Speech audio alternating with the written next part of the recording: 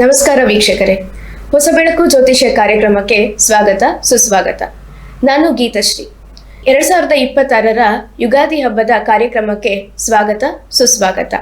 ಈ ಯುಗಾದಿ ಹಬ್ಬದ ವಿಶೇಷ ಕಾರ್ಯಕ್ರಮಕ್ಕೆ ನಮ್ಮೊಂದಿಗೆ ಇದ್ದಾರೆ ಹೊಸ ಬೆಳಕು ಜ್ಯೋತಿಷ್ಯ ಸಂಸ್ಥಾಪಕರಾದ ಶ್ರೀ ಕುಮಾರಸ್ವಾಮಿ ಶಾಸ್ತ್ರಿ ಗುರುಜಿಯವರು. ಗುರುಗಳೇ, ಕಾರ್ಯಕ್ರಮಕ್ಕೆ ಸ್ವಾಗತ ಸುಸ್ವಾಗತ.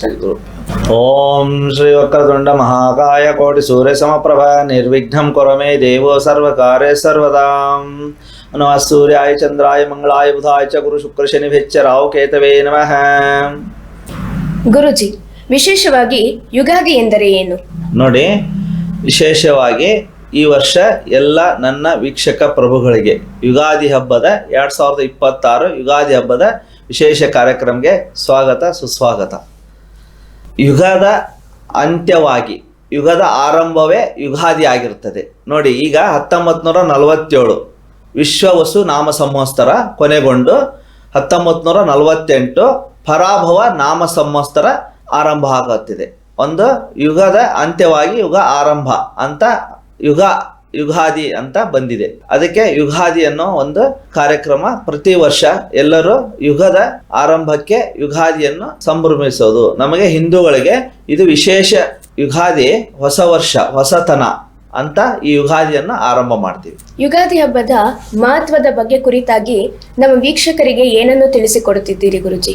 ನೋಡಿ, ಯುಗಾದಿ ಯಾವ ರೀತಿ ಪ್ರಕೃತಿ ಮತ್ತು ಮಾನವನ ಮೇಲೆ ಈ ಯುಗದ ಆರಂಭದಲ್ಲಿ ನವನಾಯಕರು ಯಾರು, ಪ್ರಕೃತಿಯಲ್ಲಿ ಏನೇನು ಬದಲಾವಣೆ ಆಗುತ್ತದೆ, ಮತ್ತೆ ರಾಶಿ ನಕ್ಷತ್ರಗಳ ಮೇಲೆ ಯಾವ ರೀತಿ ಋತು ಮಾಸಗಳು ಯಾವ ರೀತಿ ಬದಲಾವಣೆ, ಮತ್ತೆ ಯಾವ ಯಾವ ಫಲಾಫಲಗಳು ಸಿಗುತ್ತದೆ, ವಾರ ತಿಥಿ ನಕ್ಷತ್ರಗಳು ಅಂದರೇನು, ಈ ಯುಗಾದಿಯ ವಿಶೇಷ ಕಾರ್ಯಕ್ರಮವನ್ನು ಯಾವ ರೀತಿ ಅಂದರೆ ನಾವು ಪಂಚಾಂಗವನ್ನು ಶ್ರವಣ ಮಾಡುವ ಮುಖಾಂತರ ಪಂಚಾಂಗವನ್ನು ಎಲ್ಲರೂ ಮನೆಯಲ್ಲಿಟ್ಟುಕೊಂಡು ಇದು ಒಂದು ಪೂಜ್ಯ ಗ್ರಂಥವಾಗಿ ಎಲ್ಲರ ಮನೆ ಮನಸ್ಸಲ್ಲಿ ಉಳಿಬೇಕು.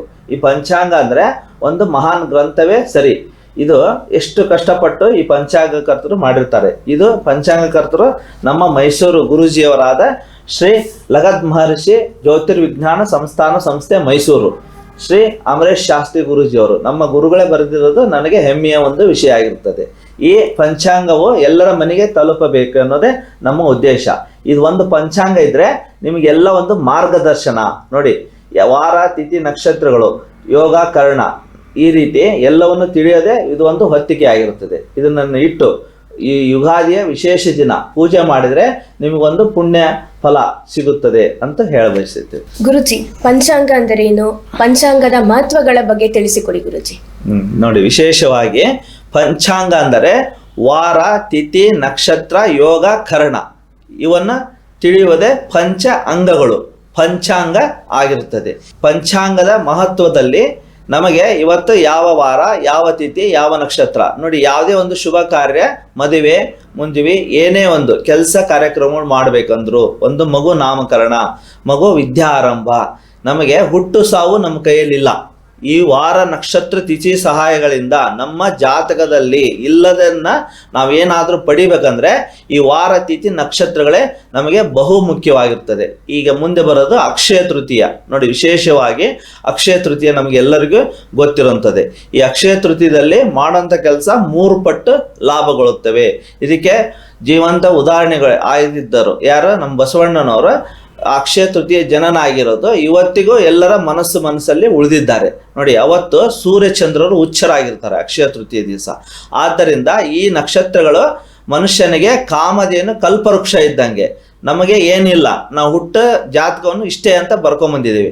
ಆದರೆ ಇಲ್ಲದನ್ನು ಏನಾದರೂ ಪಡಿಬೇಕಂದ್ರೆ ಈ ವಾರ ತಿಥಿ ನಕ್ಷತ್ರಗಳು ಶುಭ ವಾರ ಶುಭ ಯೋಗ ಶುಭ ಕರಣೆ ಶುಭ ನಕ್ಷತ್ರ ಈ ಶುಭ ದಿನಗಳಲ್ಲಿ ನಾವೇನಾದರೂ ಒಂದು ಉದ್ಯೋಗ ಇರಲಿ ವ್ಯಾಪಾರ ಇರಲಿ ನಮ್ಮ ಕೆಲಸ ಕಾರ್ಯಗಳು ದಿನ ಜೀವನದ ನಿತ್ಯ ಏನೇ ಒಂದು ದೂರ ಪ್ರಯಾಣ ಇರಲಿ, ನಾವು ಏನೇ ಒಂದು ಶುಭ ದಿನ ದಿಕ್ಶೂಲೆ ಅಂತಿರ್ತೇವೆ. ಈ ವಾರ ಈ ನಕ್ಷತ್ರ ಇಂಥ ದಿನ ಇಂಥದ್ದು ಮಾಡಿದರೆ ನಮಗೆ ಯೋಗಗಳನ್ನು ಕೊಡ್ತವೆ. ಆದ್ದರಿಂದ ಇವೆಲ್ಲವನ್ನು ತಿಳಿದು ಇದನ್ನು ಎಲ್ಲಿ ತಿಳಿಬೇಕು, ವಿಶೇಷ ಪಂಚಾಂಗಗಳ ಸಹಾಯದಿಂದ ಎಲ್ಲರೂ ನೋಡಬಹುದಾಗಿದೆ. ಇದು ಎಲ್ಲರಿಗೂ ಸರಳೀಕೃತವಾಗಿ ನಮ್ಮ ಗುರೂಜಿಯವರು ಎಲ್ಲರಿಗೂ ಅರ್ಥ ಆಗೋ ರೀತಿಯಲ್ಲಿ ಬರೆದು ನಮಗೆ ಕೊಟ್ಟಿದ್ದಾರೆ. ಆದ್ದರಿಂದ ನೀವು ಈ ಪಂಚಾಂಗ ಸಹಾಯವನ್ನು ಪಡೆದು ಈ ಪಂಚಾಂಗದ ಮಹತ್ವವನ್ನು ತಿಳಿದುಕೊಳ್ಬೇಕಾಗಿ ಹೇಳ ಬಯಸುತ್ತೇನೆ. ಗುರುಜಿ, ಈ ದಿನಾಂಕಗಳು, ಮಾಸಗಳು ಹಾಗೂ ಆಂಗ್ಲ ಪದ್ಧತಿ ಪ್ರಕಾರ ದಿನಾಂಕಗಳು ಮುಖ್ಯನಾ? ನೋಡಿ, ಆಂಗ್ಲ ಪದ್ಧತಿ ಪ್ರಕಾರ ಜನವರಿನೇ ನಾವು ಹ್ಯಾಪಿ ನ್ಯೂ ಇಯರ್ ಅಂತ ಆರಂಭ ಆಗುತ್ತೆ. ಆದರೆ ಜನವರಿಗೆ ಯಾವುದೇ ಇಲ್ಲಿ ಪ್ರಕೃತಿಯ ಬದಲಾವಣೆ ಆಗಲ್ಲ. ನಮಗೆ ನಾವು ನಿಜ ಸ್ವರೂಪ ಸತ್ಯ ನಿಜವನ್ನು ತಿಳಿಯಬಹುದು. ಯಾವ ರೀತಿ ಅಂದರೆ ಜನವರಿ, ಫೆಬ್ರವರಿ, ಮಾರ್ಚ್ ಅಂದರೆ ಇದು ಆಂಗ್ಲ ಪದ್ಧತಿ ಆಗಿರ್ತದೆ. ಇದು ಮುಖ್ಯ ಅಲ್ಲ ಅಂತಲ್ಲ, ಇದು ಒಂದು ನಮಗೆ ಈಸಿ ಆಗಲಿ ಅಂತ ನೆನಪು ಉಳಿಯೋಕೆ. ಏನೇ ಒಂದು ಸರ್ಟಿಫಿಕೇಟ್ ತೊಗೊಳೋದಾಗಲಿ, ಏನೇ ಒಂದು ಆಸ್ತಿ ಖರೀದಿ ಮಾಡೋದಾಗಲಿ, ಒಂದು ಮದುವೆ ಆದ್ವಿ, ಇಂಥ ದಿವಸ ನಾವು ಮದುವೆ ಆಗಿದ್ವಿ, ಇಂಥ ದಿವಸ ಇವ್ರು ಹುಟ್ಟಿದ್ರು, ಇಂಥ ದಿನಾಂಕದಲ್ಲಿ ಹುಟ್ಟಿದ್ರು ಅನ್ನಕ್ಕೆ ಮಾತ್ರ. ಆದರೆ ವಾರ ತಿಥಿ ನಕ್ಷತ್ರಗಳು ಬದಲಾಗಲ್ಲ. ನೋಡಿ, ಕೃಷ್ಣ ಜನ್ಮಾಷ್ಟಮಿ ಅಂತ ಹೇಳ್ತೀವಿ, ಇಂಥ ದಿನ ಇಂಥ ಮಾಸದಲ್ಲಿ ಇಂಥ ಪಕ್ಷದಲ್ಲೇ ಅದು ಬಂದಾಗ ಅದು ಜನ್ಮಾಷ್ಟಮಿ ಅಥವಾ ತಿಥಿ ವಾರ ನಕ್ಷತ್ರಗಳು. ನೋಡಿ, ಆ ದಿನ ಪುಣ್ಯತಿಥಿ ಅಂತ ಹೇಳ್ತೀವಿ. ಯಾರೋ ಒಬ್ಬರು ಹಿರಿಯರು ವಿದ್ವಾಂಸರು ಇವರು ಅವರು ಇಂಥ ದಿನ ಇಂಥ ದಿನದಲ್ಲಿ ಪುಣ್ಯತಿಥಿ ಪುಣ್ಯಸ್ಮರಣೆ ಅಂತ ಮಾಡ್ತೀವಿ. ಅದೇ ತಿಥಿ ಪ್ರಕಾರ ಮಾಡೋಂಥದ್ದು, ಅದು ಎಕ್ಯುರೇಟ್ ಆಗಿರುತ್ತದೆ. ಈ ವಾರ ನಕ್ಷತ್ರಗಳು ಮತ್ತೆ ಏನು ಬದಲಾಗಲ್ಲ. ಇಲ್ಲಿ ತಿಥಿ ಯೋಗ ಕರಣಗಳು ಫಿಕ್ಸ್ ಆಗಿರುತ್ತದೆ. ಆದ್ದರಿಂದ ಈ ದಿನಾಂಕಗಳು ಹೆಚ್ಚು ನೆನಪಿಗೋಸ್ಕರ ಇಟ್ಕೋಬೇಕು. ಅದೇ ರೀತಿ ವಾರ ತಿಥಿಗಳ ಪ್ರಕಾರನೇ ನಾವು ಬರ್ತ್ಡೇ ಸೆಲೆಬ್ರೇಷನ್ನು, ಫಂಕ್ಷನ್ನು ಮನೆಯಲ್ಲಿ ಮತ್ತು ಏನಾದರೂ ಕಾರ್ಯಕ್ರಮಗಳು ಫಸ್ಟ್ ನೋಡದೆ ತಿಥಿ ಚೆನ್ನಾಗಿದೆಯಾ, ವಾರ ಚೆನ್ನಾಗಿದೆಯಾ, ಯೋಗ ಚೆನ್ನಾಗಿದೆಯಾ, ಕರ್ಣ ಚೆನ್ನಾಗಿದೆಯಾ, ಈ ರೀತಿ ತಿಳಿದೇ ಮಾಡೋದು ತುಂಬ ಉತ್ತಮ. ನಮ್ಮ ಹಿಂದೂ ಸನಾತನ ಧರ್ಮದ ಪ್ರಕಾರ ಈ ಪಂಚಾಂಗ ಆಧಾರಿತವಾಗಿ ನೋಡಿ, ನಾವು ವಿಶೇಷವಾಗಿ ಚಂದ್ರಮಾನ ಯುಗಾದಿ ಅಂತ ಹೇಳ್ತೀವಿ. ಚಂದ್ರನ ಆಧಾರಿತವಾಗಿ ಈ ಯುಗಾದಿ ವಾರ ನಕ್ಷತ್ರಗಳು, ಈ ದಿನ ಈ ವಾರ ಇಂಥ ನಕ್ಷತ್ರದಲ್ಲಿ ಚಂದ್ರ ಚಲಾವಣೆ ಆಗ್ತಾ ಇದ್ದಾನೆ, ಚಲಿಸ್ತಾ ಇದ್ದಾನೆ, ಅದಕ್ಕೆ ಅದೇ ಚಂದ್ರಮಾನ ಯುಗಾದಿ ಅಂತ. ನೋಡಿ, ಇದು ನಿಖರವಾದ ಒಂದು ಶಾಸ್ತ್ರವಾಗಿರುತ್ತದೆ. ಆದ್ದರಿಂದ ನಾವು ವಾರ ತಿಥಿ ನಕ್ಷತ್ರಗಳನ್ನೇ ಮುಖ್ಯವಾಗಿ ಇಟ್ಕೊಂಡು ನಮ್ಮ ಜೀವನ ಆಗು ಹೋಗುಗಳನ್ನು ಶುಭ ಕಾರ್ಯಗಳನ್ನು ಮಾಡೋದು ಬಹಳ ಉತ್ತಮ ಅಂತ ಹೇಳಬಯಸುತ್ತೇನೆ. ಮಾಸಗಳ ಪ್ರಕಾರ, ಋತುಗಳ ಪ್ರಕಾರ ಪ್ರಕೃತಿ ಮೇಲೆ ಯಾವ ರೀತಿ ಪರಿಣಾಮ ಇರುತ್ತದೆ ಗುರುಜಿ?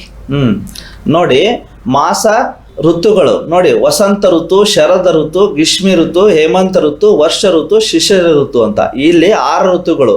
ಇಲ್ಲಿ ನಮಗೆ ಮಳೆಗಾಲ, ಚಳಿಗಾಲ, ಬೇಸಿಗೆಗಾಲ, ನಾವು ಆ ಋತುಗಳ ಪ್ರಕಾರನೇ ಬದಲಾವಣೆಗಳನ್ನು ಕಾಣಬಹುದು.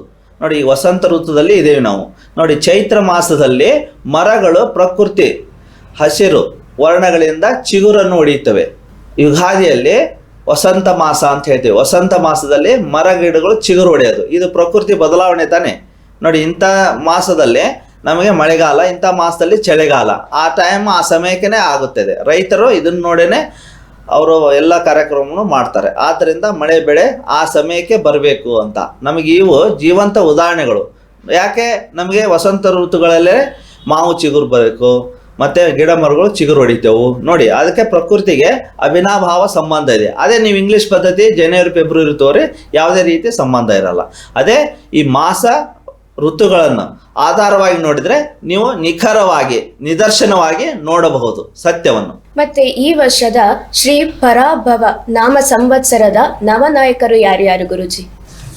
ನಾವು ಕ್ಯಾಬಿನೆಟ್ ಮಿನಿಸ್ಟರ್ನ ನಮಗೆ ಆಳುವಂಥ ನಾಯಕರು ಅಂತ ತಿಳ್ಕೊಂಡಿರ್ತೀವಿ. ಆದರೆ ಇಲ್ಲಿ ನವನಾಯಕರು ಯಾರು ಪಂಚಾಂಗದಲ್ಲಿ ಪಂಚಾಂಗಕರ್ತರು ಕೊಟ್ಟಿರ್ತಾರೆ. ಇಲ್ಲಿ ಯಾವ ರೀತಿ ಈ ವರ್ಷದ ನವನಾಯಕರು ಆರಂಭ ನೋಡಿ, 19/3/2026 ಗುರುವಾರ ಆರಂಭ ಆಗ್ತಾ ಇದೆ ಯುಗಾದಿ ಎಷ್ಟೊತ್ತಿಗೆ ಅಂದರೆ ಪ್ರಥಮ ತಿಥಿ 6:53 ಪ್ರಥಮ ತಿಥಿ ಆಗ್ತಾ ಇದೆ. ಅಲ್ಲಿ ಆಯಾ ಪ್ರಾಂತ್ಯದ ಸೂರ್ಯೋದಯ ಪ್ರಕಾರ 2-3 ನಿಮಿಷ ಹೆಚ್ಚು ಕಡಿಮೆ ಆಗಿರ್ತದೆ. ಆದರೆ ನಮ್ಮ ಬೆಂಗಳೂರು ಮತ್ತು ಮೈಸೂರಿಗೆ 6:53 ಆರಂಭ ಆಗ್ತಾ ಇದೆ. ಇಲ್ಲಿ ಈ ವರ್ಷದ ಪರಾಭವ ನಾಮ ಸಂವತ್ಸರ 1948 ನವನಾಯಕರು ಯಾರ್ಯಾರು ಅನ್ನೋದನ್ನು ನಮ್ಮ ಪಂಚಾಂಗದಲ್ಲೇ ನೋಡಬಹುದು. ರಾಜನಾಗಿ ಗುರು, ಮಂತ್ರಿಯಾಗಿ ಕುಜ, ಸೇನಾಧಿಪತಿ ಚಂದ್ರ, ಸಸ್ಯಾಧಿಪತಿ ಗುರು, ಸರ್ವಧಾನ್ಯಾಧಿಪತಿ ಬುಧ, ಅರ್ಘ್ಯಾಧಿಪತಿ ಚಂದ್ರ, ಮೇಘಾಧಿಪತಿ ಚಂದ್ರ, ರಸಾಧಿಪತಿ ಶನಿ, ನಿರಸಾಧಿಪತಿ ಗುರು, ಪಶುಪಾಲಕ ಶ್ರೀ ಕೃಷ್ಣ ಪರಮಾತ್ಮನೇ ಆಗಿರುತ್ತಾನೆ. ಈ ರೀತಿಯಾಗಿ ನವನಾಯಕರು ಆರಂಭವನ್ನು ಈ ವರ್ಷ ಪರಾಭವ ನಾಮ ಸಂವತ್ಸರವನ್ನು ಆರಂಭಿಸ್ತಾ ಇದ್ದಾರೆ. ಹಾಗಾದರೆ ನವನಾಯಕರ ಆಧಾರವಾಗಿ ರಾಜ ರಾಷ್ಟ್ರಗಳ ಮೇಲೆ, ಪ್ರಕೃತಿಯ ಮೇಲೆ ಯಾವ ಯಾವ ಬದಲಾವಣೆಗಳಾಗುತ್ತದೆ ಗುರುಜಿ? ನೋಡಿ, ಈ ನವನಾಯಕರ ಆಧಾರಿತವಾಗಿ ಈ ವರ್ಷದ ಆರಂಭದ 19/3/2026 6:45 ಸೂರ್ಯೋದಯಕ್ಕೆ ಒಂದು ತಾತ್ಕಾಲಿಕ ಕುಂಡಲಿಯನ್ನು ಹಾಕಿರ್ತೇವೆ ನಾವು. ಆ ಕುಂಡಲಿ ಆಧಾರಿತ ಮತ್ತು ನವನಾಯಕರ ಆಧಾರಿತವಾಗಿ ಗ್ರಹಸ್ಥಿತಿ ಯಾವ ರೀತಿ ಆರಂಭ ಆಗ್ತದೆ, ಆ ವರ್ಷದ ಫಲಾಫಲಗಳು ಮತ್ತು ಅದರ ಮೇಲೆ ಆಧಾರಿತವಾಗಿ ಎಲ್ಲರೂ ಹೇಳುವಂಥದ್ದು. ನೋಡಿ, ನಮಗೆ ಆರಂಭಕ್ಕೆ ಈ ಯುಗಾದಿಗೆ ಮೀನ ಲಗ್ನದಲ್ಲಿ ಚಂದ್ರ, ಶುಕ್ರ, ಶನಿ, ರವಿ ಇರ್ತಾರೆ. ಲಗ್ನಕ್ಕೆ ಆರಂಭದಲ್ಲಿ ಮೀನ ಲಗ್ನ ಆಗಿರುತ್ತದೆ. ಅದೇ ರೀತಿ ಚತುರ್ಥ ಸ್ಥಾನ ಮೀನ ರಾಶಿಯಲ್ಲಿ, ಮಿಥುನ ರಾಶಿಯಲ್ಲಿ ಗುರು, ಅಲ್ಲಿ 6ನೇ ಸ್ಥಾನ ಹೇಳ್ತೀವಿ, ಸಿಂಹ ರಾಶಿಗೆ ಕೇತು. ಅದೇ ರೀತಿ ವ್ಯಯ ಸ್ಥಾನದಲ್ಲಿ 12ನೇ ಮನೆಯಲ್ಲಿ ಬುಧ, ಕುಜ, ರಾಹು ಗ್ರಹ ಸ್ಥಿತಿಗಳ ಆರಂಭ ಇರುತ್ತದೆ. ಈ ರೀತಿ ನಾವು ತಿಳ್ಕೊಂಡು ಈ ವರ್ಷ ಯಾವ ರೀತಿ ರಾಜ್ಯ ರಾಷ್ಟ್ರ ಮೇಲೆ ಪರಿಣಾಮಗಳು ಬರ್ತಾ ಇದೆ ನೋಡಿ. ರಾಜನಾಗಿ ಗುರು, ರಾಜ ಅಂದರೆ ಇಲ್ಲಿ ಗುರುನೇ ಆಗಿ ಎಲ್ಲ ಒಂದು ಸಮಾನವಾದ ಲಾಭ ನಷ್ಟಗಳು ಬರೋಂಥದ್ದು. ಗುರು ಅಂದರೆ ಯೋಗ್ಯವಾದ ಒಂದು ತಂದೆ ತಾಯಿ ಯಾವ ರೀತಿ ಕೊಡ್ತಾರೆ ಆ ರೀತಿ ಲಾಭವನ್ನು ಕೊಡೋಂಥದ್ದು. ಮಂತ್ರಿಯಾಗಿ ಕುಜ ನೋಡಿ, ಸೈನಿಕರು, ಯುದ್ಧ, ಭೀತಿ. ಕುಜ ಅಂದ್ರೇ ಭಯ. ಅಲ್ಲಿ ಈಗ ನಾವು ಈಗಾಗಲೇ ತಿಳಿಬಹುದು, ರಾಷ್ಟ್ರಗಳಲ್ಲಿ ಯುದ್ಧಗಳು ಆರಂಭ ಆಗ್ತಾ ಇದ್ದವು, ಆಗಿದವು ಆಲ್ರೆಡಿ. ಅದಕ್ಕೆ ಕುಜನೇ ಅಲ್ಲಿ ಅಧಿಪತಿಯಾಗಿ, ಕುಜ ಮಂತ್ರಿಯಾಗಿ ಈ ರೀತಿ ಬರ್ತದೆ. ಸೇನಾಧಿಪತಿ ಚಂದ್ರ, ಅಲ್ಲಿ ಕೊನೆಗೊಳ್ಳೋದು ಶಾಂತವಾಗಿ ಅಂತ ಹೇಳುತ್ತೆ. ಮತ್ತು ಸಸ್ಯಾಧಿಪತಿ ಗುರು, ಮತ್ತು ಯಾವ್ದಾದ್ರು ಬೆಳೆಗಳು ಅಂತ ಹೇಳ್ತೀವಿ, ಸಸ್ಯಗಳು. ಈ ವರ್ಷ ರೈತರಿಗೆ ಅನುಕೂಲತೆ ಆಗೋಂಥದ್ದು ಚಂದ್ರನಾಗಿ. ಗುರು ಸಸ್ಯಾಧಿಪತಿ. ಮತ್ತು ಸರ್ವ ಧಾನ್ಯಾಧಿಪತಿ ಬುಧ, ಅಂದರೆ ಹೆಚ್ಚು ನಿರೀಕ್ಷೆ ಮಟ್ಟಿಗೆ ಲಾಭ ಸಿಗಲ್ಲ ಅಂತ, ಸ್ವಲ್ಪ ಮಟ್ಟಿಗೆ ಸಿಗುತ್ತೆ ಅಂತ. ಅರ್ಘ್ಯಾಧಿಪತಿಯಾಗಿ ಚಂದ್ರ, ಮೇಘಾಧಿಪತಿ ಮತ್ತು ಚಂದ್ರನಾಗಿ, ಅಂದರೆ ಮಳೆ ವರ್ಣ ಅವನು ಚಂದ್ರನೇ ಆಗಿ ಬಂದಿರೋದ್ರಿಂದ ಮಳೆ ಚೆನ್ನಾಗಿ ಆಗೋಂಥದ್ದು, ಬೆಳೆ ಚೆನ್ನಾಗಿ ಆಗೋಂಥದ್ದು. ರಸಾಧಿಪತಿ ಶನಿ, ಅಂದರೆ ರಾಸಾಯನಿಕ ವಸ್ತುಗಳು ಗಗನಕ್ಕೇರಿ, ರಾಸಾಯನಿಕ ವಸ್ತುಗಳು ಗ್ಯಾಸ್ ಸಿಲಿಂಡ್ರ್ ಇಂಥದ್ದು, ಪೆಟ್ರೋಲ್, ಇದಕ್ಕೆ ಸ್ವಲ್ಪ ಕೊರತೆಗಳು ಉಂಟಾಗೋಂಥದ್ದು. ನಿರಸಾಧಿಪತಿ ಗುರು, ಪಶುಪಾಲಕ ಕೃಷ್ಣ ಪರಮಾತ್ಮ. ಈ ರೀತಿ ಇರುವಂಥದ್ದು ಒಂದು ಒಳ್ಳೆಯ ಒಂದು ಸಂಗತಿ ಆಗಿರುತ್ತದೆ. ಆದರೂ ಈ ಯುದ್ಧ ಭಯಭೀತಿ ಇನ್ನೂ 3 ತಿಂಗಳ ಕಾಲ ಇದ್ದೇ ಇರುತ್ತದೆ. ಇಲ್ಲಿ ಜನ್ಮ ಲಗ್ನದಲ್ಲೇ ಶನಿ ಇರುವಂಥದ್ದು, ಸ್ವಲ್ಪ ಮೋಕ್ಷ ಸ್ಥಾನದಲ್ಲಿ ಶನಿ ಇರೋದು. ಅನ್ಯಾಯಗಳನ್ನು ಮಟ್ಟಿಕ್ಕಿ, ಯಾರು ನಾನೇ ಅನ್ನೋದು ಇರುತ್ತದಲ್ಲ ಅದನ್ನು ಬಗ್ಬಡಿದು ಅನ್ಯಾಯವನ್ನು ಖಂಡಿಸಿ, ಬಡವರ ಪಕ್ಷ, ಶನಿದೇವರು ಅಂದರೆ ಬಡವರ ಪಕ್ಷ ಆಗಿರ್ತಾನೆ, ಮೋಕ್ಷ ಸ್ಥಾನದಲ್ಲಿರೋದು. ಅನ್ಯಾಯವನ್ನು ಖಂಡಿಸಿ ನ್ಯಾಯವನ್ನು ಈ ವರ್ಷ ಕೊಡ್ತಾನೆ. ಅನ್ಯಾಯಕ್ಕೆ ತಕ್ಕ ಶಿಕ್ಷೆ, ನ್ಯಾಯಕ್ಕೆ ತಕ್ಕ ಫಲ ಕೊಡುವಂಥದ್ದೇ ಶನಿದೇವರಾಗಿರ್ತಾನೆ. ಅದೇ ರೀತಿ ಷಷ್ಠಾಧಿಪತಿ ರವಿ ನೋಡಿ, ಷಷ್ಠಾಧಿಪತಿ ಜಲತತ್ವದಲ್ಲಿ ರವಿ ಇರೋದು. ರವಿ ಅಂದರೆ ಏನು?